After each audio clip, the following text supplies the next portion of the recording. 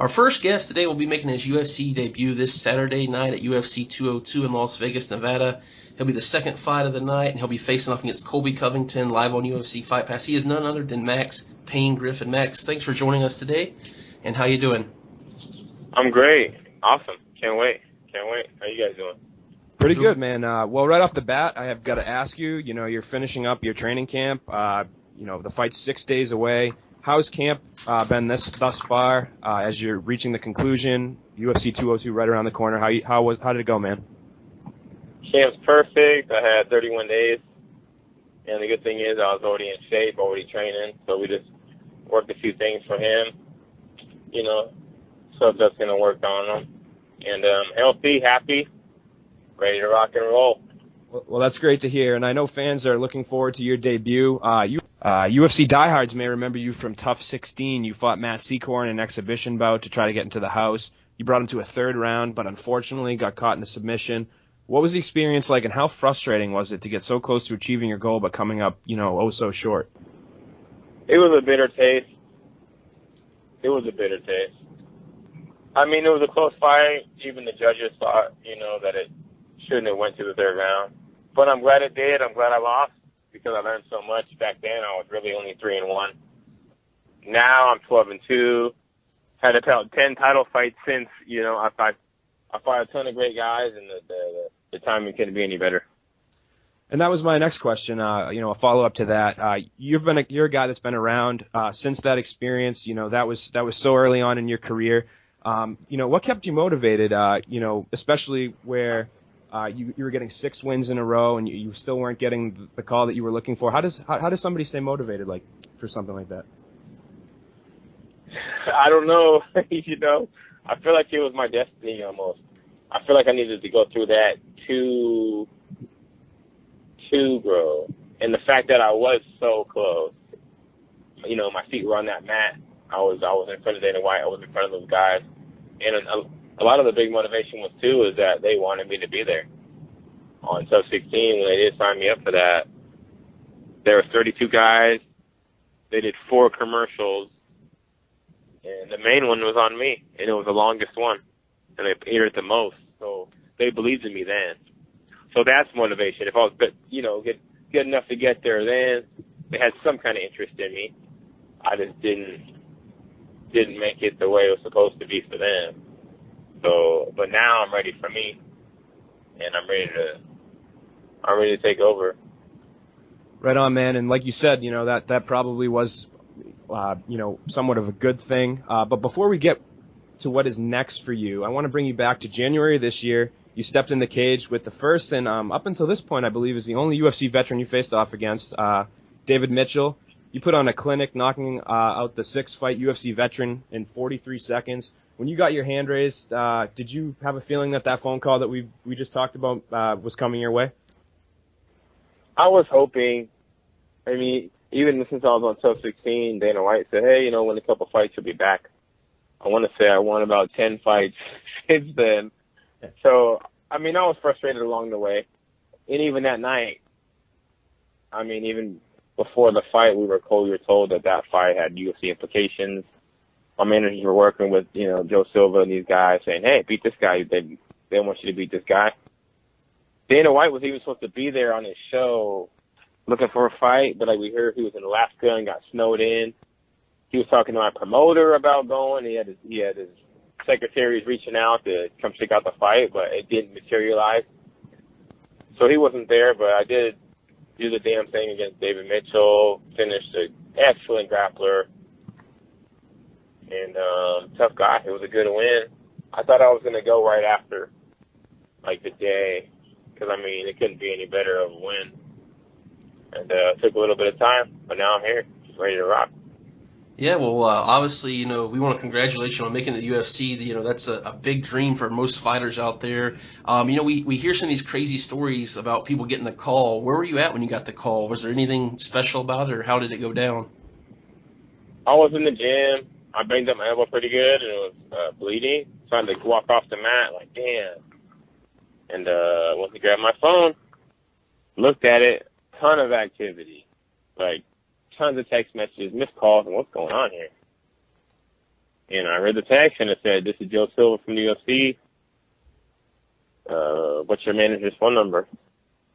I changed management recently, so gave him the number. He called me back like a screaming, "We're in, we're in, MFer, we're in." He sounded like a little girl on the phone. He was so excited. I'm like, "What do you mean?" He's like, "We're in. 4 fights, baby. UFC, Conor McGregor, 202. He was excited, and I think I was in shock, really. I'm like, "Well, what does this mean?" He's like, "I'm telling you what this means. UFC, we're in." I'm like, what does this mean?"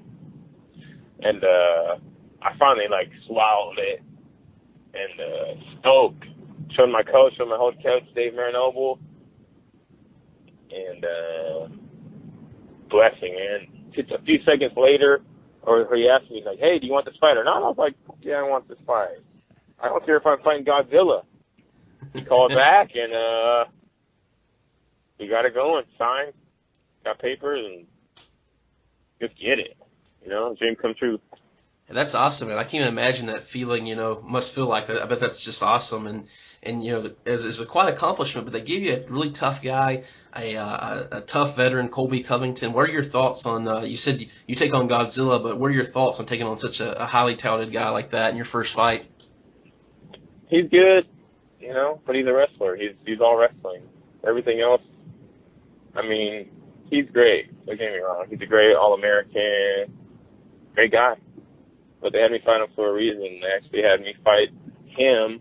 It wasn't a short notice thing. It wasn't an injury. They put the card together, and I've been fighting these grappler kind of higher level wrestlers my whole career. So, I mean, I train with high level wrestlers. It's nothing new. And take them out.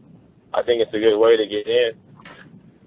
I think it's a great way to get in. It's like jumping off a diving board. They're going to throw me into the sharks, and I'm a shark too.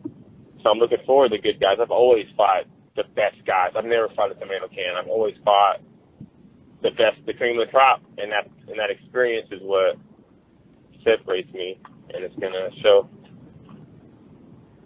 Now, I follow both of you guys on Twitter, and about a week and a half ago, I noticed Covington started coming out with some tweets that kind of implied that he may be underestimating you, saying things about City League titles mean nothing in the UFC, and I was just wondering what your thoughts are on his trash talk. Is that something you like, or you just kind of brush it off and kind of laugh?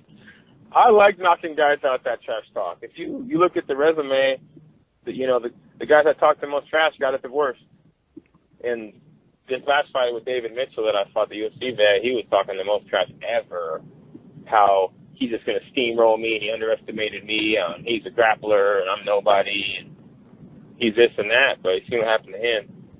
I think I'm going to do my thing.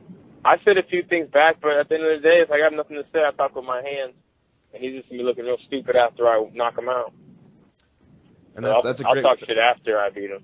That's a great way to put it, man. And what a stage for you to debut on Saturday, UFC 202, which is arguably the biggest card of the year, especially after UFC 200 fell flat a little bit. What are your thoughts on being on such a big card, being thrown in like, it's not like you're fighting up in, Western Canada or something. Yeah, Kansas on a Wednesday right, or something. Right. This is a big show. Time. This is like fighting on the Super Bowl. Right. You got Lorenz Larkin and Neil Magny following your fight. What are your thoughts on this? Does that just make you even more excited? It's huge. I mean, I've been wanting to do this my whole life since I was 4 years old. So now to be here and to hop in on the big stage, just get thrown in there like this is an honor. And they put me against him for a reason. He's a boring fighter. He is. That's why, he's going to get beat up by me on Fight Pass. So, can't wait. I really can't wait. The stage is set. It's like a dinner table. I mean, the tablecloth's there. The plates are there. It's perfect. It's ready. It's going to be at a better time. Yeah, and we can't really talk about UFC 202 without getting your opinion, your prediction on Nate Diaz versus Conor McGregor 2. Who are you taking, and how do you think the fight will play out? I think it's kind of going to go the same way as last time. I think Nate's going to be better. I think Conor's going to be better too, but he came off the yacht with a shot like 4 days before the fight and beat him. And I know McGregor arguably one of the best ever. But I got to go with Nate. He's from California. He trains like 2 hours away. So I'm about to go with him. Have you ever had the opportunity? Probably the same thing.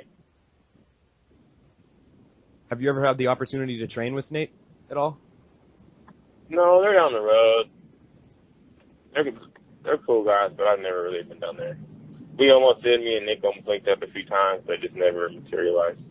Gotcha. But anyway, we have a couple questions from Twitter users. We tweeted that we were going to have you on the show, and we got a couple of questions that some Twitter users wanted to ask you.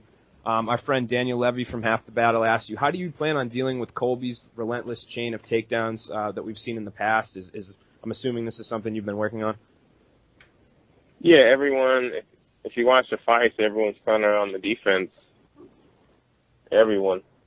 And if he knows all this stuff, his punches are just bullshit punches, two goes to the takedown, so he's very predictable. That's part of the plan. He's real predictable. I wrestle with these guys from Iowa, and he's All-Americans. So it's nothing new. I mean, to me, it's not. To everyone else, I'm a new guy on the block. Colby's just humping these guys all day. Doesn't really go for the win. I mean, doesn't go for the finish. He's just a decision kind of hump kind of guy, boring guy. But he's not going to get a hold of me. My footwork's too good, and, I'm going to take him down. Everyone's so scared of his relentless stuff, but he never gets hit. And that changes stuff. We have another Twitter user, Alex Bricard, who wanted to know, what are your hobbies and interests when you're not fighting?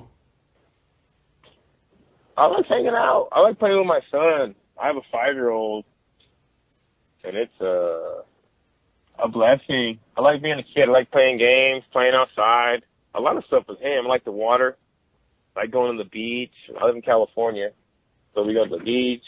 We go to the snow. In Sacramento, we're 2 hours away from everything. So I like being outside, relaxing. Who doesn't, man, especially with this great weather we've been having. But our last question, August 20th, T-Mobile Arena, you, Colby Covington, what is your official prediction for the fight? Knockout. I'm knocking him out. Either TKO or knockout, but they're going to have to save him. And if he gives me his neck like he gives everyone else, I'm going to choke him out. And that's you heard it here first. And Max, we just want to thank you so much for coming on the show. Before we let you go, we'd like to give you the opportunity to give any shout-outs that you want. Maybe tell some fans where to find you on social media. Anything you want to say, man, the floor is yours. I want to say thank you guys for following me. It's been a long road. I've been doing this since I was a little kid, 4 years old. I want to thank all my fans, like my Sacramento fans. You guys have been rocking with me since the amateur days. Long career. I can't wait to go off, and we all can't wait to show my talents and what we all know we can do. Friends, family, my son, my girl, my haters too, man. I need you guys. The more views possible. You can find me on social media. You can find my website, www.maxpainmma.com. Check me out there. And then it's Max Payne MMA on Facebook, Twitter, Instagram, and Snapchat. So add me. I want to thank you guys for having me on the show. And hope get me back on after I knock this guy out. That's for sure, man. We'll definitely have you back on. We look forward to Saturday night and following you throughout the rest of your career, my friend. I think you'll have a great stint in the UFC. But again, thank you. No, thank you guys as well.